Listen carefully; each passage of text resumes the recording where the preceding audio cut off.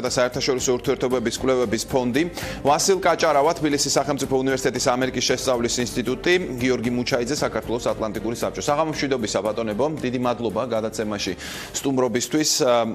ბატონ ვასილ, თქვენ მინდა დაგისვათ პირველი შეკითხვა. ამერიკას ჰქონდა არჩევანი ორ კანდიდატ შორის, გამოცდილ პოლიტიკოსსა და ფიგურას შორის, რომელსაც არ ჰქონდა არანაირი პოლიტიკური კარიერა და ის სხვა სფეროდან შემოვიდა და შესთავაზა თავისი თავი ამერიკელებს. თქვენი აზრით, რამ განაპირობა დონალდ ტრამპის გამარჯვება ამ არჩევნებში? ჩვენი აზრით, დონალდ ტრამპის გამარჯვება განაპირობა აი ეგრეთ წოდებული ჩუმი უმრავლესობის მხარდაჭერამ, რომელიც უგულებელყოფილი იყო ორივე პარტიის პოლიტიკური ისტაბლიშმენტის მიერ, სხვათა შორის, არა მარტო დემოკრატიულის და აი პოლიტკორექტულობის აბრას ამოფარებული გარკვეული სპეკულაციებით, სადაც იყო გაჩერებული და დადუმებული ეს უმრავლესობა. ამ დროს სამუშაო ადგილები იკარგებოდა, თუმცა კი გამოჩნდა ბოლოს თითქოს ადგილები. ეკონომიკა ისე არ ვითარდებოდა, როგორც უნდა განვითარებულიყო. სხვათა შორის ერთიანობის მაგივრად განხეთქილება სუფევდა ამ ქვეყანაში, რატომღაც ტრამპს აბრალებენ მისი გამონათქვამების გამო, რომ განხეთქილებას წესავსო და მე მგონი მაინც ესე არ იქნება. ასე რომ ის ვისაც უნდა უკეთესი ამერიკა, ძლიერი ამერიკა, განახლებული ამერიკა, სწორედ მან, ასე ვთქვათ, გადააბიჯა პოლიტიკური ისტაბლიშმენტის და ასევე საკმაოდ არაობიექტური მასმედიის ზეწოლას და თავისი არჩევანი გააკეთა. ბატონ ვასილ, აი თქვენი აზრით, დემოკრატიულ პარტიას და მის კანდიდატს არ ქონდა იმის რესურსი, რომ აი ამ სეგმენტზე შესაბამისად ემუშავა? იყო კი ჰილარი კლინტონი იდეალური კანდიდატი, რომელიც დემოკრატიულმა პარტიამ წარადგინა? ნუ ახლა ალბათ იდეალური არ იყო, იმიტომ რომ ჩვენ გვახსოვთ თვითონ დემოკრატიულ პარტიაში დიდი პრობლემები ჰქონდა მას კონვენტზე რა და როიტყვენ არც ისე დიდი უპირატესობით აჯობა თავის უახლოეს კონკურენტს. შემდეგ ნუ დაგვაიწყდება, რომ ამერიკა აი ამ სხვა ჩვენს ამარჩევნებით გარკვეულად ვარი უთხრა ორ დინასტიას, ერთი ბუშების დინასტიას, რომელიც ტრამპმა როიტყვათ ისე სხვათა შორის ჩამოიცილა პრაიმერსების პერიოდში, ჯებ ბუში და მეორე თვითონ რომელიც ამერიკელ ხალხთან ასე ვთქვათ უშუალო დიალოგის მეშვეობით ჩამოიცილა უკვე არჩევნების დროს. და ნუ ალბათ ეს მომენტიც არის, ბუნებრივია ხა მარტო დინასტიებზე არ არის ლაპარაკი, მაგრამ მაინც ეთყობა ამერიკელებს. კი ბატონო, მოვისმინოთ ბატონი გიორგი ბადრიძის მოსაზრება ამ საკითხთან დაკავშირებით. თქვენი აზრით რა იყო გადამწყვეტი ტრამპის გამარჯვებაში? ტრამპის გამარჯვება, ისე როგორც ყველა ამერიკული არჩევნები გლობალური მნიშვნელობის მოვლენაა, ოღონდ ამ შემთხვევაში განსხვავება ჩვეულებრივი არჩევნებისგან იმაშია, რომ ტრამპის გამარჯვება მოასწავლებს სწორედ ტრადიციული პოლიტიკის მარცხს. მან არა მხოლოდ დემოკრატიული ოპონენტი დაამარცხა, მან მთელი რესპუბლიკური პარტია დაამარცხა, სანამ პრეზიდენტობის კანდიდატი გახდებოდა. მხოლოდ ერთ რამეში დავეთანხმებით ჩვენს მეგობარს და ყოფილ მასწავლებელს ვასილ კაჭარავას, რომ ნამდვილად ტრადიციული პოლიტიკა არის კრიზისის მდგომარეობაში და ეს არ არის ამერიკული მოვლენა, ეს არის გლობალური მოვლენა, როდესაც ჩვენ ვხედავთ, რომ პოპულიზმი იმარჯვებს ამ შემთხვევაში შეერთებულ შტატებში, მანამდე გაიმარჯვა ბრიტანეთში ბრექსიტის სახით და არაერთ ევროპულ ქვეყანაში ულტრამემარჯვენეები, რომლებიც ძირითადად ბევრს არაფერს თავაზობენ ამ ორჩეულს, გარდა არსებული პოლიტიკური მოწყობის, არსებული ევროპული გახსნილობის უარყოფისა და ევროპული ინტეგრაციის უარყოფისა. აი ეს ხალხი ახლა აღზევების მდგომარეობაშია. ანუ აი კანდიდატ მაგალითად ტრამპი ან თუნდაც ბრექსიტის შემთხვევაში ეუბნებიან, რომ რაღაც არ არის კარგი, მაგრამ თქვენ ამაში ოპონენტების კრიტიკის გარდა დაინახეთ თუ არა ხედვა, ვთქვათ, რეალისტური ხედვა შიდა პოლიტიკასთან დაკავშირებით, საგარეო პოლიტიკასთან დაკავშირებით, თუ ეს მაინც და მაინც არ არის საჭირო გამარჯვების მოსაპოვებლად? ყველაზე დიდი პრობლემაა იმაში, რაც ჩვენ მივიღეთ 8 ნოემბრის არჩევნების შემდეგ. მე ვაღიარებ, რომ როგორც დემოკრატიულ ისე რესპუბლიკურ პარტიას სრულიად აშკარა კრიზისის ფაზა უდგას თავისი ლიდერობის თვალსაზრისით. არ აღმოჩნდა არც ერთ პარტიაში უფრო სერიოზული, უფრო სანდო ლიდერი, რომელსაც ექნებოდა უნარი წინ გაძღოლოდა ამერიკულ მოსახლეობას. მაგრამ კიდევ ერთხელ ხაზს ვუსვავ, რომ მთავარი პრობლემა აქ არის ზოგადად დემოკრატიული სისტემის, როგორც ჩანს, ერთგვარ კრიზისში, რომელიც მე დარწმუნებული ვარ გადალახული იქნება, მაგრამ ამ მომენტში ჩვენ გვაქვს გლობალური პრობლემა, ეს არ არის ამერიკული პრობლემა. რაც შეეხება უშუალოდ პროგრამას. ნუ პროგრამასთან დაკავშირებით, პროგრამა სინამდვილეში ტრამპს არ ქონია, მას ჰქონდა რაღაც დაპირებები და მუქარები, რომელთან დაკავშირებით მას მოუწევს ძალიან სერიოზული, ასე ვთქვათ, კორექცია რეალობის უფრო ახლებურად აღქმა, რადგან ძალიან მარტივი იქნება მალე აღმოაჩენს. კი ბატონო, ამას ჩვენ იმიგრაცია არ მარცხდება კედლით, რომ სამუშაო ადგილები არ იქნება იზოლაციონიზმით, რომ ამერიკის შეერთებული შტატების უსაფრთხოება არ შეიძლება. გასაგები ბატონ გიორგი, ამ საკითხს ჩვენ კიდევ დაუბრუნდებით, უფრო გავშლით, მანამდე მინდა ბატონ გიორგი მუჩაიძესთან გადავიდე და ვკითხვა ის სისტემის კრიზისი, რაც აქ ითქვა ბატონო გიორგი, თქვენ ეთანხმებით ამ მოსაზრებას, რომ ეს შეიძლება იყოს მთავარი განმაპირობებელი იმისა, რომ მაგალითად ბრიტანეთში დადგა ჯერ ისეთი შედეგი, როგორიც დადგა ახლა ტრამპმა გაიმარჯვა შეერთებულ შტატებში. ზოგადად თვითონ ტენდენცია რაც შეეხება მეინსტრიმული მთავარი პარტიების პოპულარობის კლება, რა თქმა უნდა, მარტო ამერიკული პრობლემა არ არის და ევროპის კონტინენტზე ხვდებით ჩვენ ამ პრობლემას. ბრექსიტთან დაკავშირებით ცოტა კიდე სხვა საკითხებიც იყო, არ ჩაუღრმავდებია ბრექსიტის თემას, პირდაპირ ამერიკის კონკრეტულ მაგალითზე ვისაუბრებ. ტრამპმა ყველაზე კარგად შეძლო აი ეს კონკრეტული პრობლემების პოლიტკორექტულობის გარეშე საუბარი ისე ღიად გახსნილად, როგორცაც საუბრობენ ჩვეულებრივი ამერიკელი მოქალაქეები ოჯახებში და ძალიან უფრო მეტად გასაგები ენა ჰქონდა საარჩევნო კამპანიის წარმოებისას. რაც შეეხება მეორე მხარეს, მოგეხსენებათ, რომ დემოკრატების ტრადიციული მხარდამჭერი ბაზა არის შამკანიანი ამერიკელები, ესპანური წარმოშობის, ლათინური წარმოშობის ამერიკელები და აი ამ მხრივ კლინტონმა ობამასთან შედარებით, წინაარჩევნებთან შედარებით, გაცილებით უფრო ცუდი შედეგი აჩენა, ვერ მოახდინა სრულად ამ ბაზის მობილიზაცია, რაც რა თქმა უნდა წაგების ფასად დაუჯდა საბოლოოდ. ბატონ ვასილ, აი რაც შეეხება იმას, რასაც ეუბნებოდა, ხო, ეხლა ვახსენეთ რა რიტორიკასაც იყენებდა ტრამპი, რასაც ეუბნებოდა ის თავის ამომრჩეველს. მაგრამ ახლა, როდესაც ის შეუდგება თავის საქმიანობას პრეზიდენტის რანგში, ეს ცხოვრებაში რომ გატარდეს, რასაც ის ეუბნებოდა ამომრჩეველს, რამდენად რეალურია ეს ყველაფერი, თუ დარჩება როგორც საარჩევნო კამპანიის ნაწილი? ნუ არა, სხვა არსებობს სტატისტიკა, რომ ამერიკის პრეზიდენტობის კანდიდატები თავისი დანაპირების 60-დან 70%-მდე ასრულებენ ხოლმე და არ ამგონია, რომ ტრამპი გამონაკლისი იყოს. ნუ სხვა ერთ კოლეგას ვერ დავეთანხმები, რომ შავკანიანები დემოკრატებს უჭერდნენ ხარს. დემოკრატები სწორედ მონათულებელთა პარტია იყო ტრადიციულად და რესპუბლიკელები კი აბრაჰამ ლინკოლნის, მაგრამ მე სწორედ ბრძანდებით ბოლო ათწლეულებში გარკვეული კორექცია მოხდა, იმიტომ რომ კონსერვატიზმი სხვადასხვანაირი არსებობს, არის რასობრივი, ფისკალური და სხვადასხვანაირი. ასე რომ მე მგონი ის რაც ტრამპმა ილაპარაკა, რაც თუნდაც მოკლე სიტყვაში ბუნებრივია დავითანხმებით ჩემს საყვარელ სტუდენტს, რომ ასე ვთქვათ ლაპარაკი ერთია, საქმე მეორეა, მაგრამ პრინციპში რეალურია, ამერიკას მართლაც უზარმაზარი პოტენციალი აქვს. მე 35-40 წელიწადი ამერიკის ისტორიას ვცდილობ ყოველ შემთხვევაში ვისწავლო და მეც ჯერ ამერიკის რო ეს ხალხი არის ნიჭიერი, შემოქმედებითი ძლიერი ხალხი, ამ ხალხმა ძალიან ბევრი გააკეთა თავისი ქვეყნისთვის, მთელი მსოფლიო გადაარჩინა ბოლშევიზმს და კომუნიზმს, სხვათა შორის ნაციზმსაც, ამჯერად საბჭოთა კავშირთან ერთად მოხდა და სხვათა შორის საკვირველია ეს ევროპელი პოლიტიკოსები, გერმანელი პოლიტიკოსების ეს სკეპტიციზმი. ალბათ ტრამპი თუ არ უჩვენებთ, ალბათ ბუშთან, ალბათ ჩვენს პუტინთან თანამშრომლობა ურჩევნიათ მათ, არ ვიცი ეს გაზია თუ ფულია თუ როგორ არის, მაგრამ სხვათა შორის იმედია, რომ ძლიერი ამერიკა კვლავ გაერთიანებს თავისუფალ სამყაროს ავტორიტარიზმთან ბრძოლაში და სამწუხაროდ რამდენიც არ უნდა ვილაპარაკოთ, რუსეთში კვლავ ავტორიტარიზმია, საგარეო პოლიტიკაზე აღარაფერს ვლაპარაკობ, ასე რომ, რა ვიცი, მე აქაც საკმაოდ ოპტიმისტურად უყურებ, თუმცა ეს არ იქნება ადვილი გზა, ეს იქნება ძლიერმა ადამიანმა ძლიერი გუნდი უნდა შექმნას და რატომღაც ჯერ რესპუბლიკურ პარტიას გააჩნია ეს რესურსი, როგორც რონალდ რეიგანის დროს იყო, რეიგანი არ აცხადებდა დიდ პრეტენზიას თავის დიდ ინტელექტუალობაზე, უბრალოდ მას ჰქონდა რწმენა, მას ჰქონდა ძლიერი ხასიათი და სწორი ხალხი შემოიკრება თავის გარეშე. ნუ ბუნებრივი ახლა ეს ძნელია დღეს იმის თქმა რა მოხდება, მაგრამ ყოველ შემთხვევაში ასეთი მაგალითები ამერიკას ახსოვს და ნუ ნახოთ, იქნებ ტრამპი გამოდგეს რეიგანი.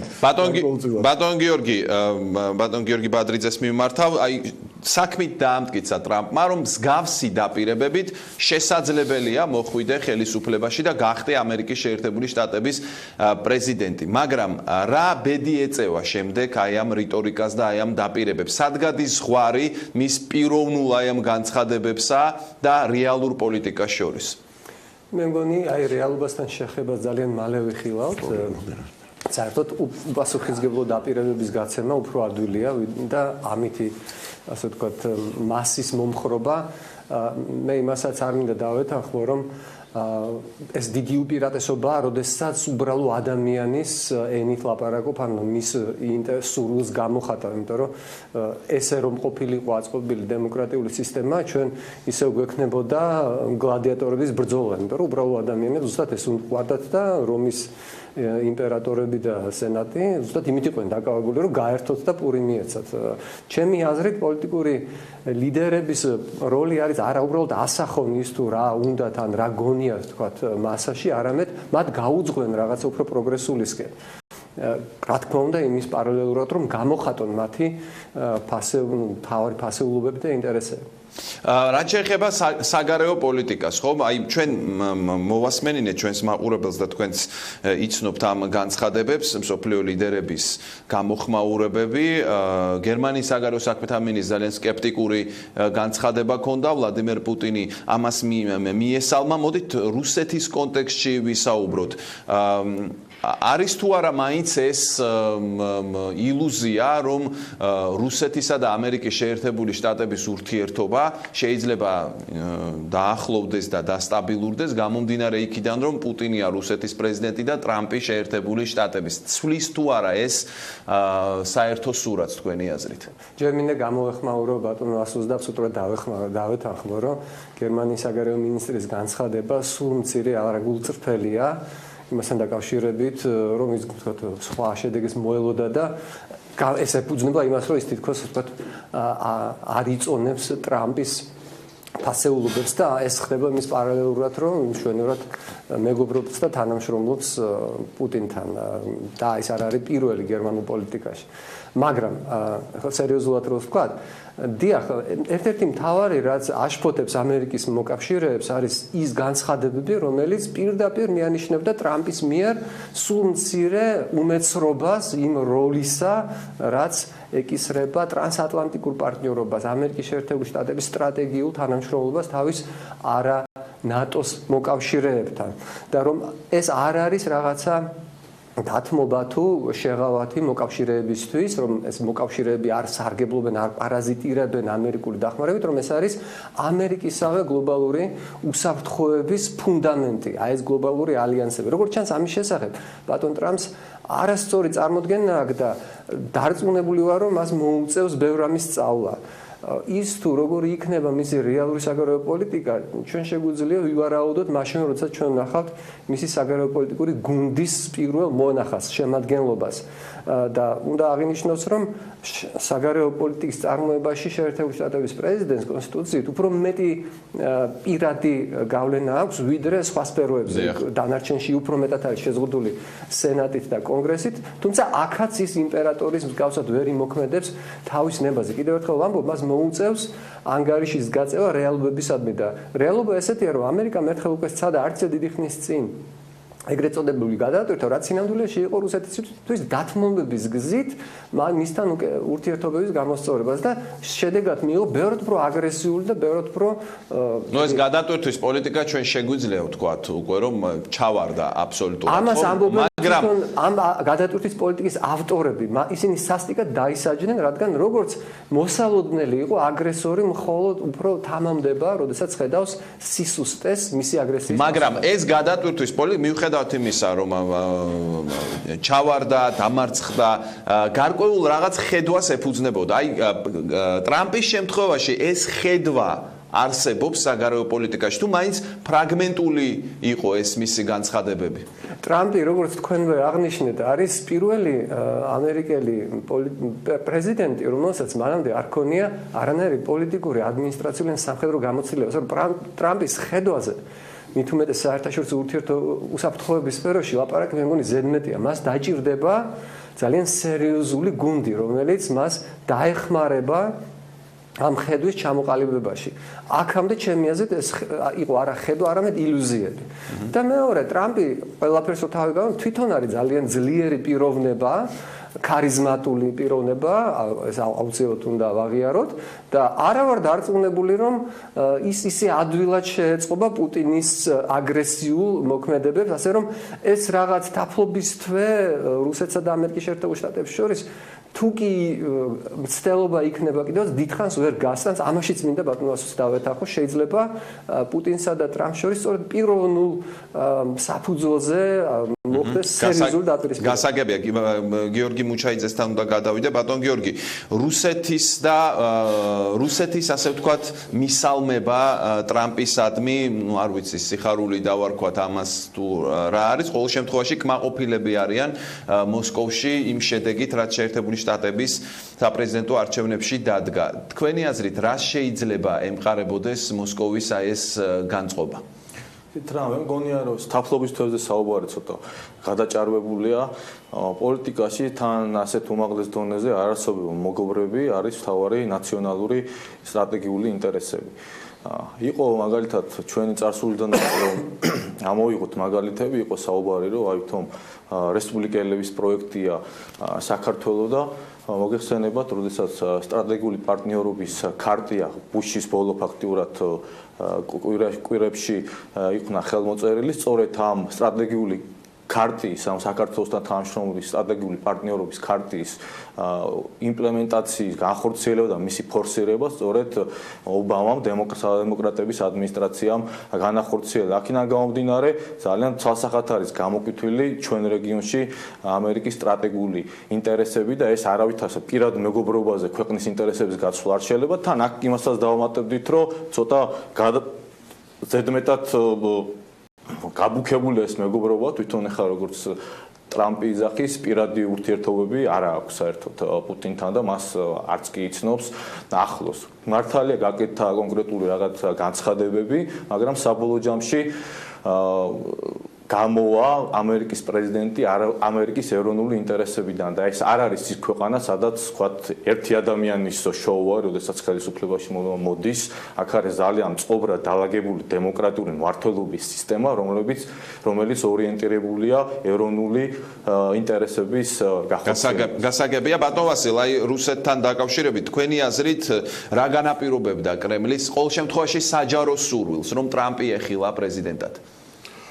არ ვიცი, რუსეთის ხო იცით, დაინსვინე რუსკая душа, მაგაცაც რას გაიგებს.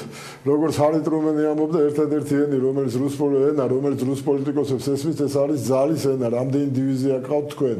არ ვიცი, მეც არ ვიცი, რის იმედზე არის, ასეთი მეამიტები თუ არიან და თუ გონიათ, რომ ტრამპი, რომელმაც თავისი ქვეყნის მთელი პოლიტიკური ელიტა, ასე ვთქვათ, თუ არ გაანადგურა, ყოველ შემთხვევაში უმძიმე დღეში ჩააგდო პუტინს დაუთმობს რამეს, ძალიან საეჭვოა.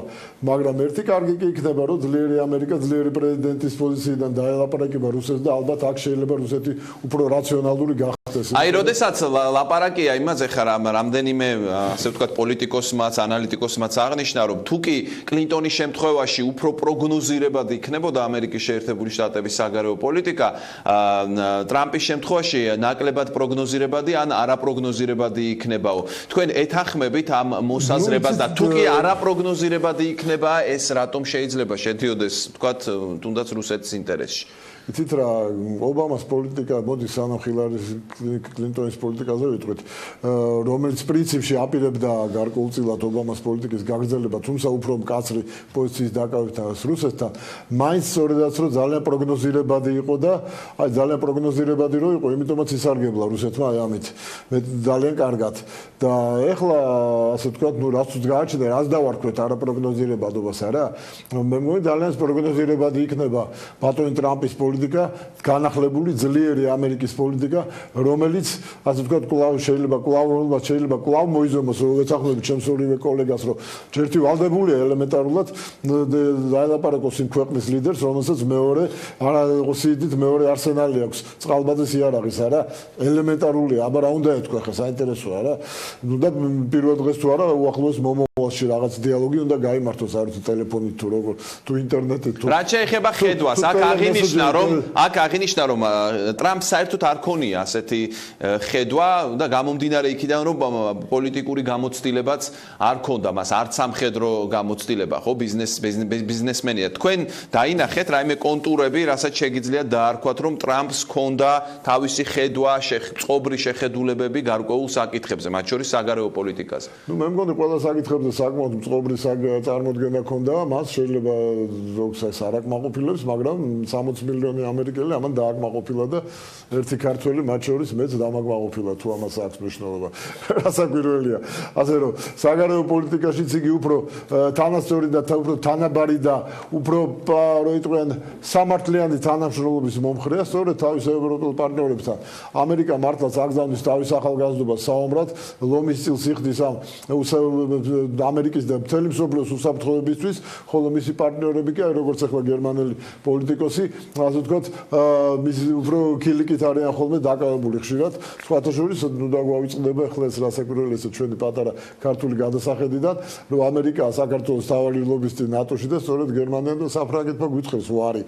ერთიანი რო ყოფილიყო დასავლეთი, მაშინ ვინც ის არც საქართველოში შემოიჭრებოდა ტერი და შეიძლება ნაკლებად და არც უკრაინა მოხდებოდა.